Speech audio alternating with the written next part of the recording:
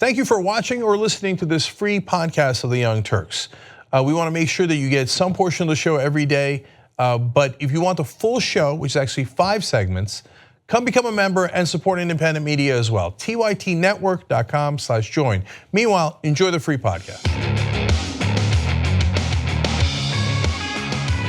All right, welcome to the Young Turks. Cenk Uygur, Anna Kasparian. I'm a little worried. Why? I'm a little worried that this show is going to be too awesome. It is going to be too awesome. Okay, well then there it is. Fears are confirmed.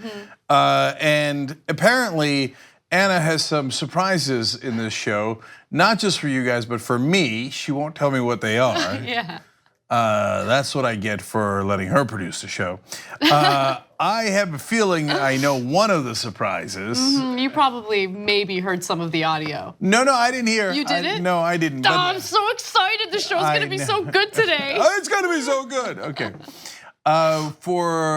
Speaking of exciting shows in the TYT network, did you hear Old School last night? Oh, I got so annoyed because I was listening to it, but you guys had a late start. No, Xiao late start. Kind of like 10-minute late start. Oh yeah, for Old School, that's Xiao. You're the worst. And so I had a tight schedule yesterday. I had a meeting, and I didn't get to catch the whole thing. So I'm gonna watch. Well, then you got a treat coming for you, because according to the audience reaction, it was a doozy. Yeah. Okay. Was there talk of funerals for underwear? Yes. Okay, so become a TYT member, brothers and sisters. You don't want to miss Old School, let alone this whole show, the post game, etc. tyt.com/join to become a member. And if I know some of you watch this actually later, and you might not get the whole show. The whole show is 2 hours long every day. You could watch it live 6 to 8 p.m. Eastern, right? And you could watch that on tyt.com/live or through our apps. Just type in TYT anywhere, you'll get our apps. But if you want, the convenient thing is through membership, tyt.com/join. Okay, big show ahead. First story is an important one and a serious one, and there will be less serious ones later, but several surprises. I have a surprise in one of the stories as well involving an admiral. I suspect that one of your surprises is regarding a colonel. Okay, all right, let's do it. All right. The civil war in Yemen continues to claim the lives of civilians. In fact, most of the casualties are civilians. And one of the latest bombings by the Saudi-backed coalition went after a bus that had children in it. And according to reports, at least 40 children have been killed and 30 wounded in this Saudi-led coalition airstrike in Yemen. I want to be clear that the bombs that are being used in these civilian attacks are made by the United States. They're supplied by the United States. The intelligence that the Saudi-led coalition is receiving is from the United States. So this is important because the US is very much aware of what's going on, very much part of what's going on in Yemen. And again, the majority of the casualties so far have been civilians, many of which are children.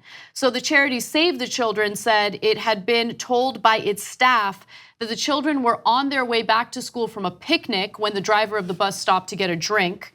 Now, it was one of more than 50 airstrikes against civilian vehicles by the Saudi-led coalition in Yemen so far this year.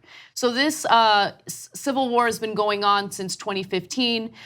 It began with the Houthi rebels who are rebelling against the Yemeni government. And Saudi Arabia is essentially leading the charge in trying to maintain the government there, the government control. So things are getting bad. There's famine, severe hunger, cholera outbreak. It just keeps getting worse. And the United States is not only complicit, but involved in what's happening.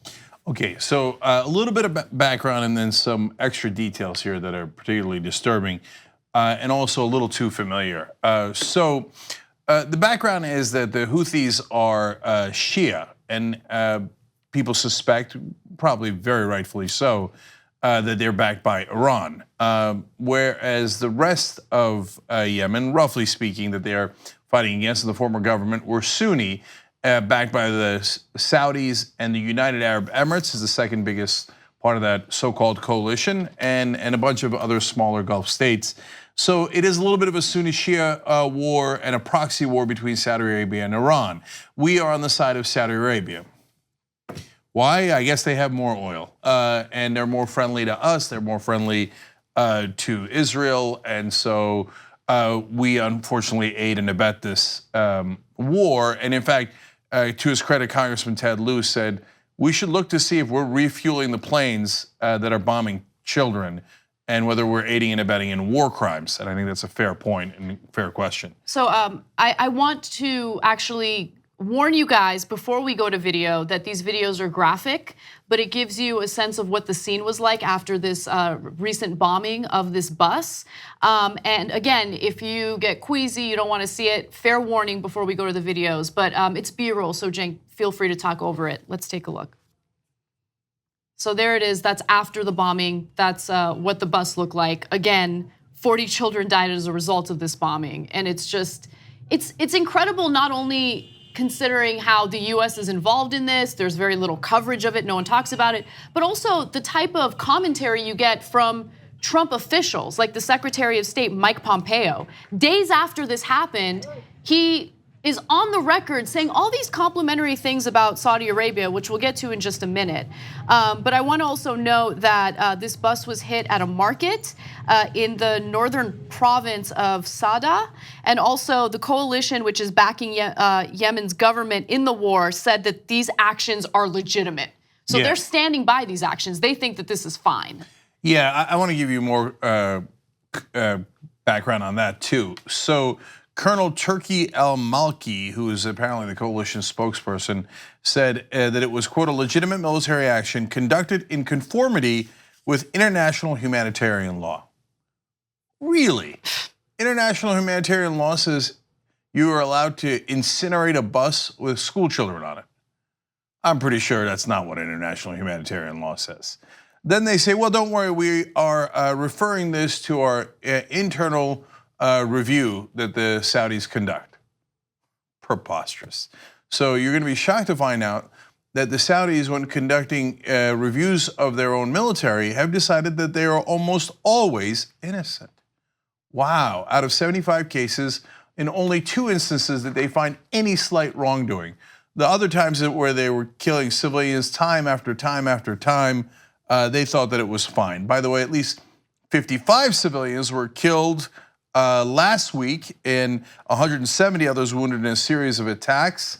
So this is from this particular attack, but it keeps on going. In fact, 10,000 people, including 1/3 of them civilians, have been killed, 55,000 others injured in the fighting, according to the United Nations.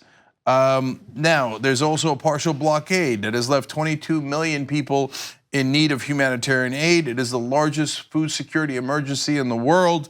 And now we have a record-breaking cholera outbreak affecting more than 1 million people, something the world has never seen before. So all of this, and reporters on the scene in Yemen, local reporters, took pictures of missile parts that seem to indicate that they were made by Raytheon. Now that shouldn't be surprising. We sell the Saudis most of their weapons. So, hey, we made a buck off those kids being murdered.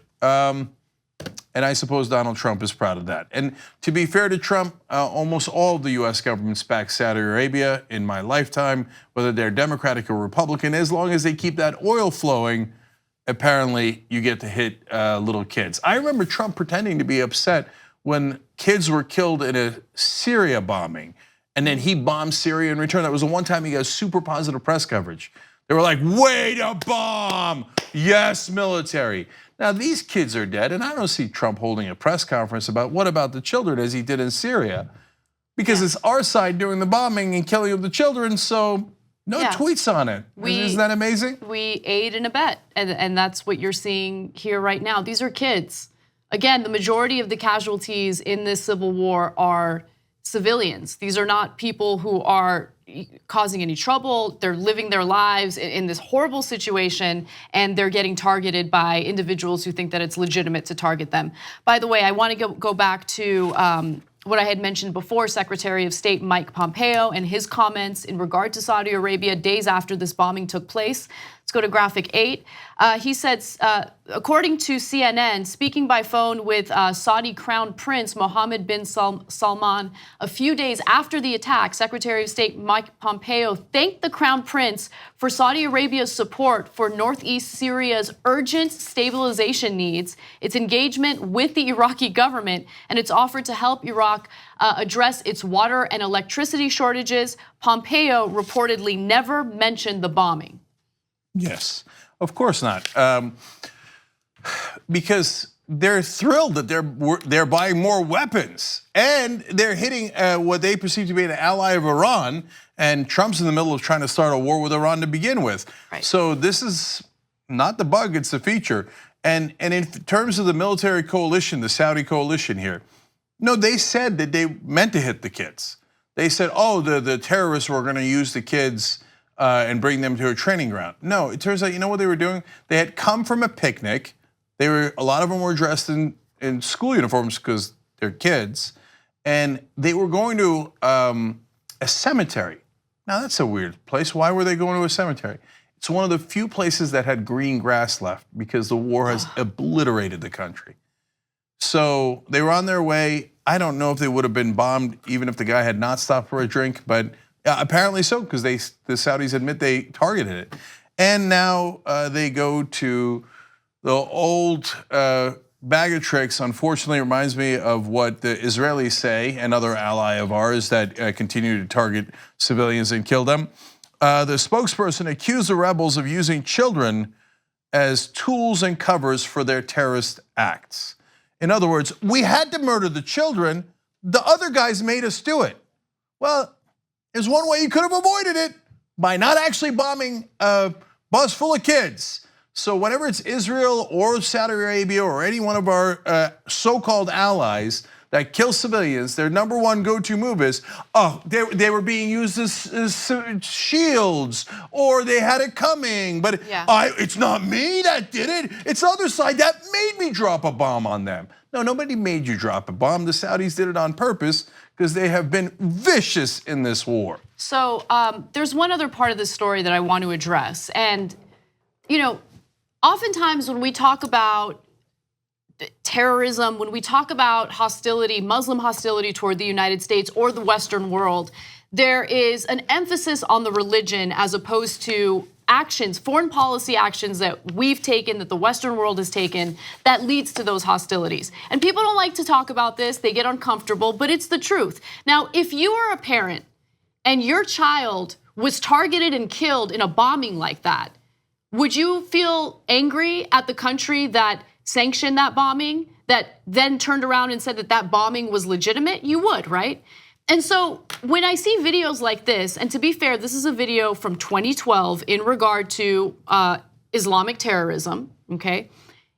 I get frustrated because it is a very short-sighted, black and white, non-intellectual way of looking at things. So again, this is a video from Morning Joe in 2012 in regard to radical Islamic, terrorism. Take a look. And you know why they hate us? Yeah, I talked to intelligence people all weekend. They hate us because of their religion. They hate us because of their culture, and they hate us because of peer pressure. And you talk to any intelligence person, they will tell you that's the same thing. And all these people that think we're going to go over there and change them and make them hate us less are just naive. And if you gave every street vendor, from street vendor to prime minister in that region, a chance to throw a rock at the U.S. Embassy, they would. So Joe Scarborough famously said that Muslims hate us because they hate us. I would argue that some of them hate us because we keep bombing them or assisting other countries in bombing them and killing their children and killing their civilians. We have to think about how actions do have consequences. You can't just kill innocent people abroad and think that they're not going to want to retaliate. And I'm not saying that to justify any type of terrorism, but I'm saying that we need to really think about what our foreign policy is. How am I not supposed to call that stupid? So which Muslims? The Houthis, who are the Shia Muslims, who are being massacred at times by our allies? The Saudis, who are also Muslim? Wait, Are we in favor of our allies? We sell them weapons, they're Muslim. Okay, do the Houthis hate us because randomly, or maybe because we sold missiles to Saudi Arabia that use it to kill their kids? And which ones are we talking about, the Shia or the Sunni? Perhaps it might depend on context, that the ones that we're killing might hate us, partly because we're killing them or helping to kill them.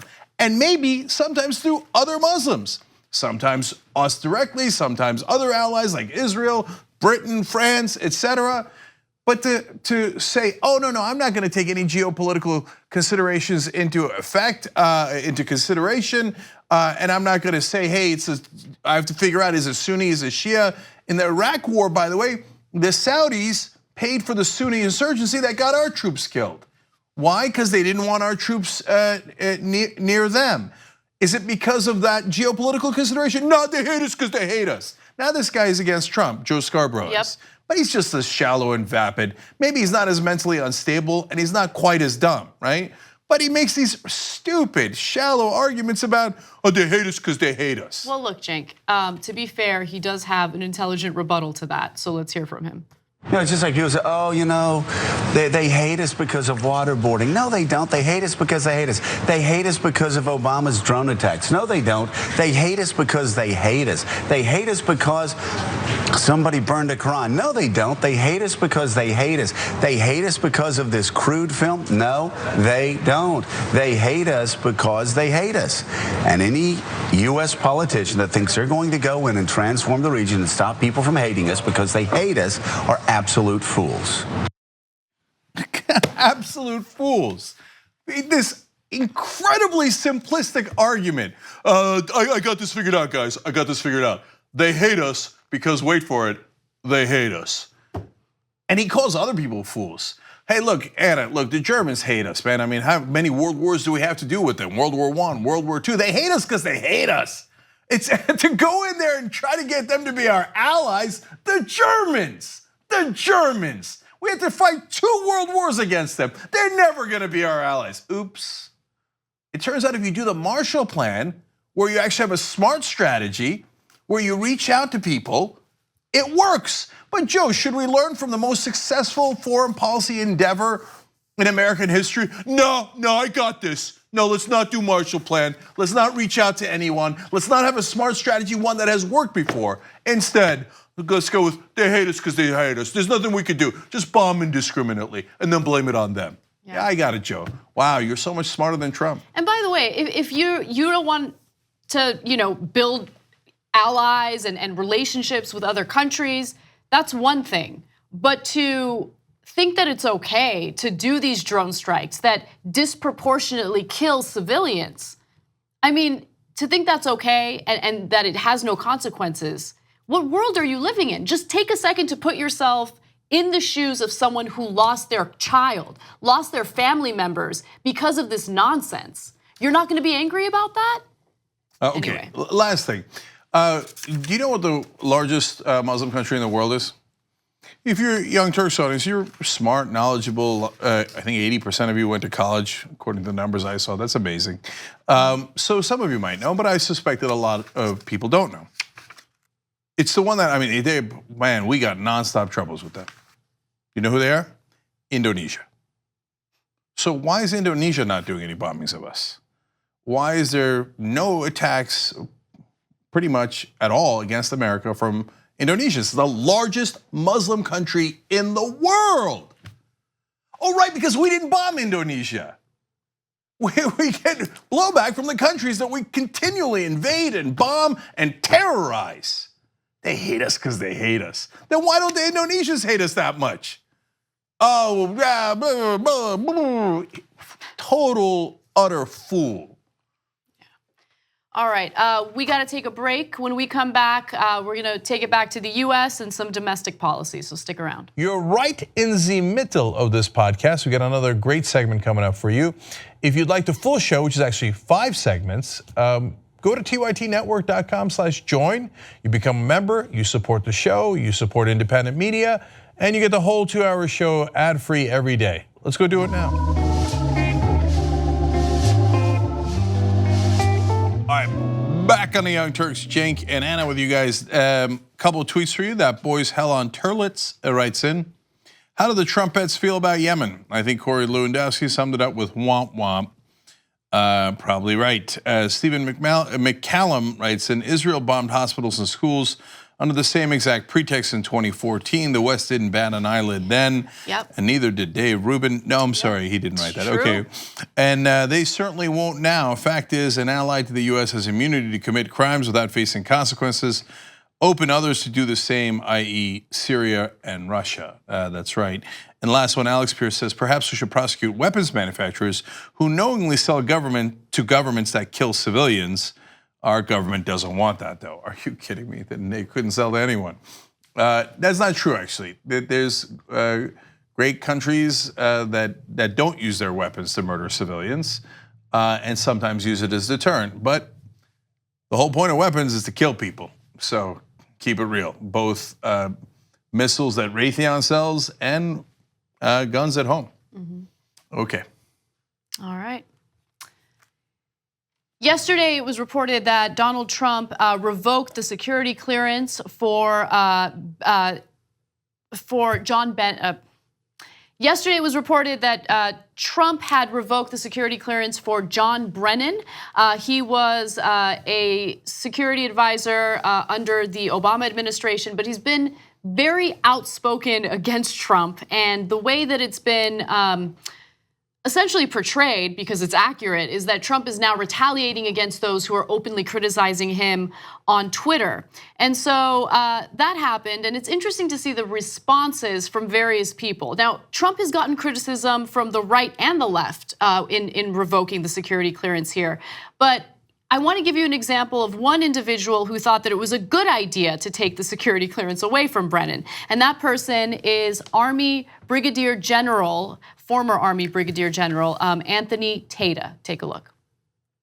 You hear Brennan's comments, you just think they're inappropriate, even though he's hired to give his opinion. Yeah, Brian, I don't think that has anything to do with his comments. I think that John Brennan is a clear and present danger and a threat to this nation. He supports the overthrow of this particular president, and he needed to have his access to information revoked. And in question 29 on the security clearance form says, have you ever supported overthrowing the U.S. government? All you got to do is look at Brennan's tweets, and he supports the removal of this president, and right there, that's enough evidence to get rid of his clearance. By the way, I think I said that Brennan was a security advisor. He was a former CIA director under the Obama administration, just to clarify that. So there you have, Anthony Tata saying, no, this makes all the sense in the world. You can't be criticizing Trump. You can't be calling to overthrow him. Now, he never said that he wants to overthrow Trump, but he has questioned Trump's fitness for office, like his mental fitness, whether or not he has what it takes to be president, because he's made a lot of bad decisions so far. No, criticizing the president is not anywhere near trying to overthrow him. Right. That's mental. So, for example, I criticized not only President Bush and President Trump, but President Obama all the time. Did I want to overthrow him? No, I didn't want to overthrow Obama. I just didn't want him doing signature strikes against civilians. I didn't want him drilling in the Gulf. That doesn't mean I wanted to do a coup against him. That's insanity. No, this is crazy, especially considering the fact that we are in the midst of free speech debates throughout the country. This is an actual issue regarding free speech. You have a government official, the President of the United States, retaliating against the free speech of a former CIA director. The CIA director is criticizing him on Twitter, and Trump can't take it, so he retaliates by taking away his security clearance. And by the way, Trump's an idiot, so he can't help himself. He does an interview with the Wall Street Journal, and he's very clear about the reason why he revoked security clearance from Brennan. He says that it was because of Russia, the Russia investigation. He says, I call it the rigged witch hunt. It is a sham, so I think it is something that had to be done, meaning revoking security clearance. I just don't trust many of those people on that list. Remember, they're considering revoking security clearance for more people. I think that they're very duplicitous. I find it hard to believe he knows that word. I think they're not good people. That's more like Trump. Okay, yeah. Not good people. Okay. Yeah. But before we get to your commentary, Cenk, TYT has a history with Anthony Tata. And that's the main reason why I wanted to do this story. I'm gonna keep it real. This video is the best video of all time. Cenk interviewed him in 2009 and it was fantastic. We're gonna begin with Brigadier General, retired Anthony Tata. He's also the author of Rogue Threat. General Tata, welcome to the Young Turks. Hi, how are you guys doing? It's Tata, actually. It's one of those good Italian names. So, okay. And you go by General Tata? I go by Tony.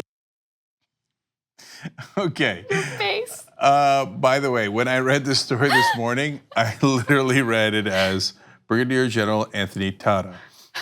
Still, I forgot. I mean, I remember the tape and I forgot that it was pronounced Tata, and that was the whole point of why that was funny. Anyway,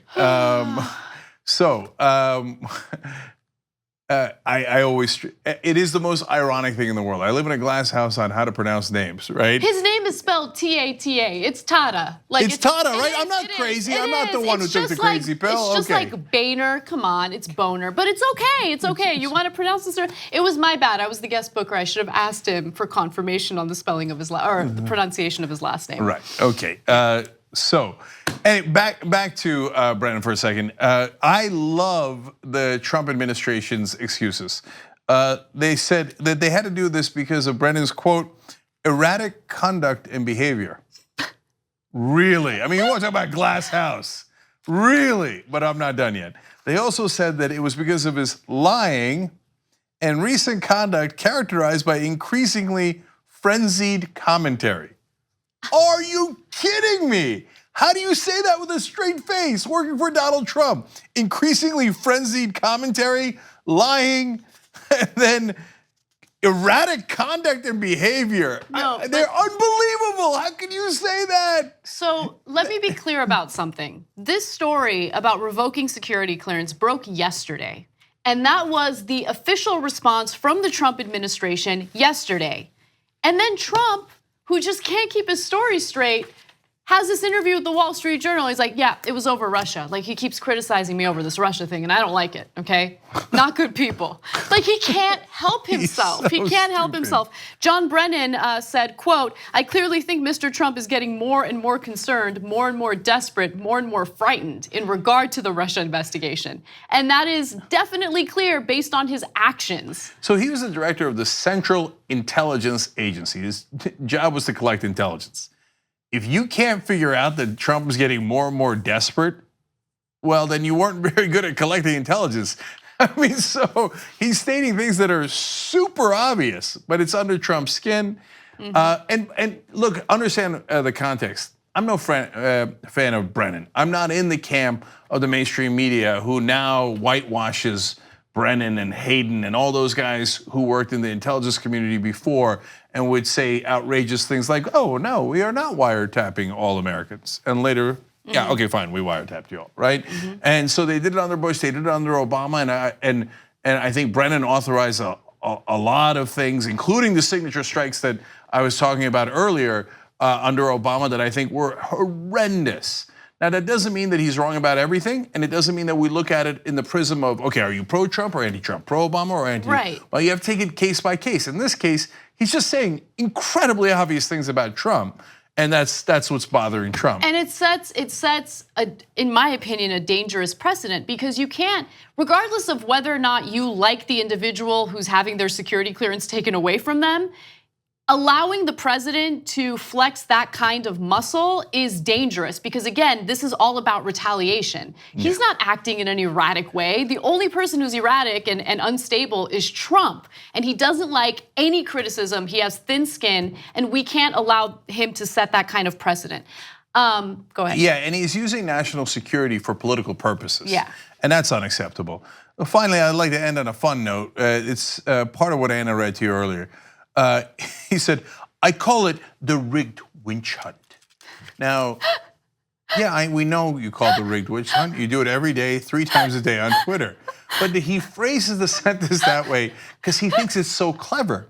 I actually did a story about this before where he was bragging to his friends, I got it. I'm gonna call it the witch hunt. Oh my God, I got him. That's not remotely clever. That's like, He's like, no, but I proved it because I called it the rigged witch hunt. That doesn't prove anything. It's just you calling something a name. Yeah. He is so unbelievably stupid. Okay, but there's more. I get to decide when we end the story. Okay, I have yeah, more that was my elements. fun. I have more. Okay, she No, has more. that wasn't your last comment because Okay. this next video is one of my favorites. So look, to be fair, you have Senator Susan Collins, and she's calling Trump out. She's like, look, this is not okay. Unless there was some disclosure of classified information of which I'm unaware, I don't see the grounds for revoking his security clearance. Okay, but then you have the people who like to kiss Donald Trump's butt. And one of those people is Senator John Kennedy. And so what did he have to say about revoking Brennan's security clearance? I think most Americans look at our national intelligence experts as being above politics. Mr. Brennan has demonstrated that that's not the case. He's been totally political. I think I called him a butthead, and I meant it. I think he's given the national intelligence community a bad name. I think I called him a butthead, and I meant it. And he added afterwards. Okay. What's happening to the country? I know. You know why John Kennedy's saying that? He actually, to be fair to him, because we're always way too fair, that's our problem, is that John Kennedy did challenge Trump from time to time. Like he had sent an unqualified judge for a position that he didn't deserve, and Kennedy eviscerated him in the Senate. And so everybody was like, whoa, look at that Republican doing the right thing. He's not attacking Trump, he's just saying, you're barely a lawyer, dude. I'm not gonna allow you to have this important federal judge position. But my guess is he got a lot of blowback from that. Like, how dare you oppose Trump under any circumstance? So now he's like, oh, Brennan, he's a butthead. He's a butthead. Hey, Trump people, do you like me now? Do you like me now? I called him a dirty word. So lame. Okay, but let's all admit that the best part of this whole story, which had a lot of great parts, was Anna saying, you don't decide when this story over, I decide. Okay, now to quote another Republican president, if her job had a job title, it'd be the decider. Oh man. Okay, I want to do one more story before we go to break. So let's get. Well, you're the decider, so obviously that's what's going to happen. Yes. Okay. All right. Donald Trump wants Omarosa arrested. That's one of the latest updates to this whole Omarosa secret tape, secret recording debacle and scandal. Now, I'm gonna get to where and when Donald Trump made those statements, but before I get to that, I just wanna note that Omarosa is slowly but surely leaking more and more and more of these tapes to the press. The recent example was on MSNBC on Craig Melvin's show. And this tape is actually, in my opinion, one of the more important tapes because it corroborates what she had alleged regarding the Trump administration trying to give her some vague nonsense job, pay her a lot of money to do that job after she got fired, of course, in order to hush her up, just to ensure that she wouldn't say anything negative about Donald Trump following her firing. So what you're about to hear is Omarosa on the phone with Lara Trump, who's married to Eric Trump. And Lara Trump is essentially offering this position to her. Take a listen. Listen, obviously with like the New York Times article and stuff, you know, it's. What's the New York Times article? The one that it was in the New York Times today. I guess you did with Maggie Haberman, or they wrote about you. It sounds a little like obviously that there's some things you got in the back pocket to pull out. Clearly, if you come over as a campaign, like we can't have, we gotta. Oh God, no. Everybody's positive, right? And so the only thing that we have to consider when we're talking salary as far as the campaign is concerned is that, as you know, everything is public. And all the money that we raise and that pays salaries is directly from donors, small dollar donors for the most part. So I know you were making $179 at the White House. And I think we could work something out where we keep you right along those lines. Specifically, let me see, I haven't even added up the numbers, but we were talking about like $15K a month. Let me see what that adds up to. 12. Yeah, so that's $180,000. Does that sound like a fair deal for you? In terms of your position specifically, I really feel like your position would require, you to be able to be flexible in terms of where you are. Sometimes, come to New York for occasional meetings, but I would love if you could, occasionally go do speaking engagements and that sort of thing for us. I think you'd be awesome doing that. And so it doesn't really matter where you are. If you're comfortable staying in D.C., then, we're more than happy to have you.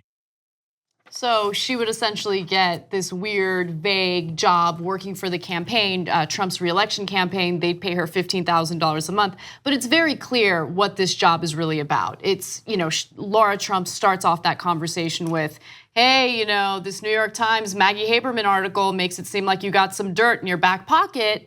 And if you work with our campaign, we can't have that. And this job's super flexible.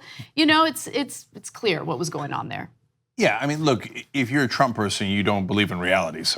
But for everyone else, that's the clearest thing you've ever heard in your life. It's $180,000 a year to shut up. You've got something in your back pocket, and obviously we can't have that, and that's why we're paying you.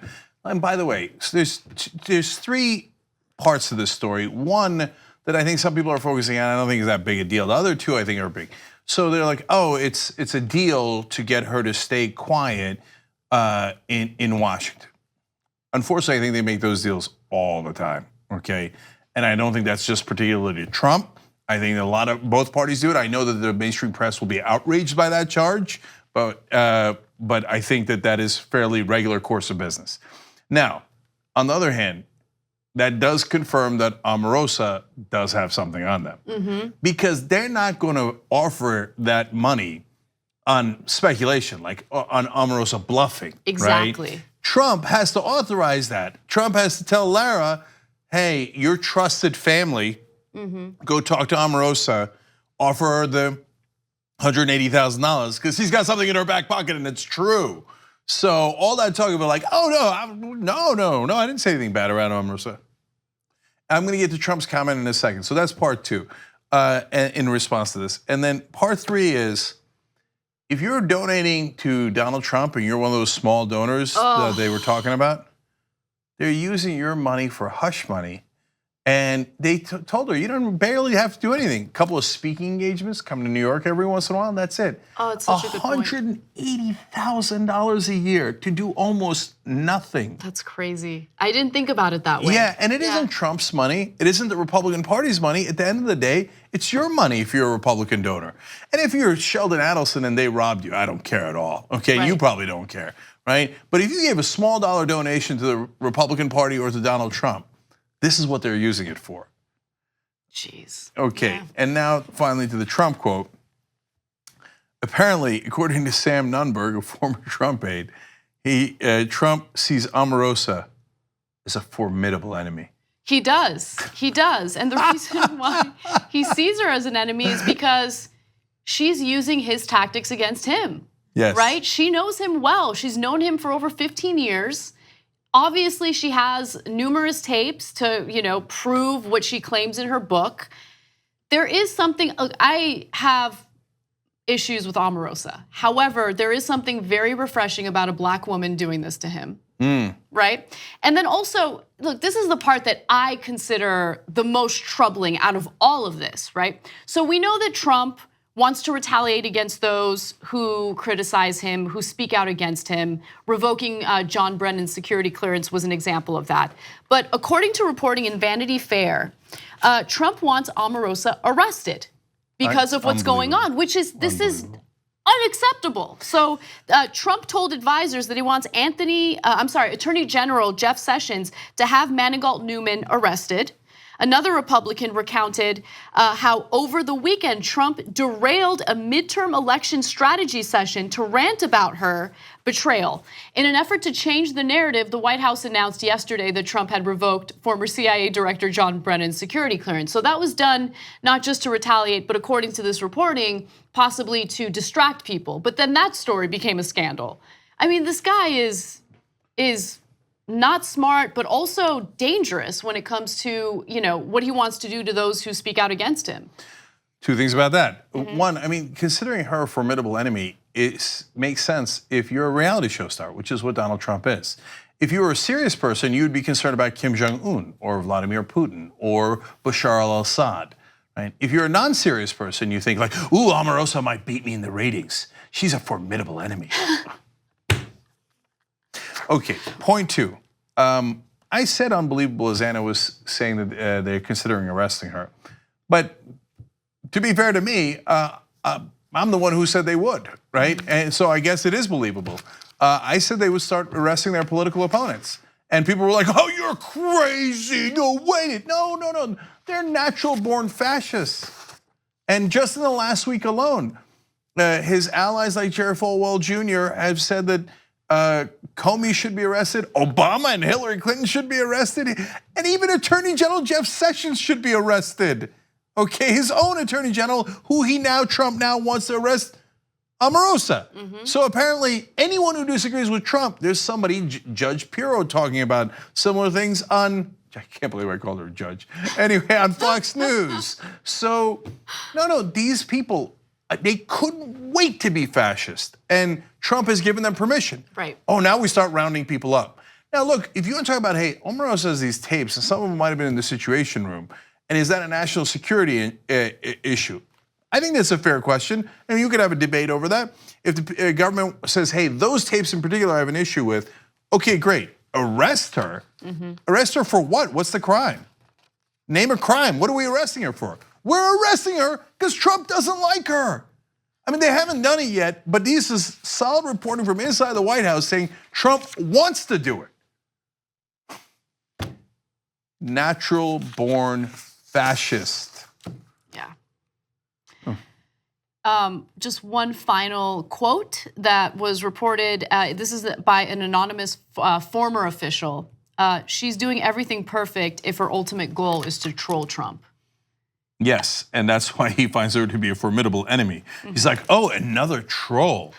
Game on. Is that what people do? I don't think so, but that was awesome. Okay. All right, we got to take a break. Hold, let me just tell you guys one more thing. Okay. So in the post game, it turns out there is a super badass admiral that is now telling Trump, come take my security clearance. And he was part of the Navy SEAL Team 6 that did the bin Laden raid, okay? So serious drama, we'll tell you about it in the post game, tyt.com/join. All right, we'll be right back. Thanks for watching or listening to this free version of the Young Turks podcast. You know that the full show is at tytnetwork.com/join. If you become a member, you get the full show ad-free. We love you for watching or listening. Either way, there's gonna be a new free podcast tomorrow. You can keep on doing that. But if you wanna get the full show ad-free, tytnetwork.com/join.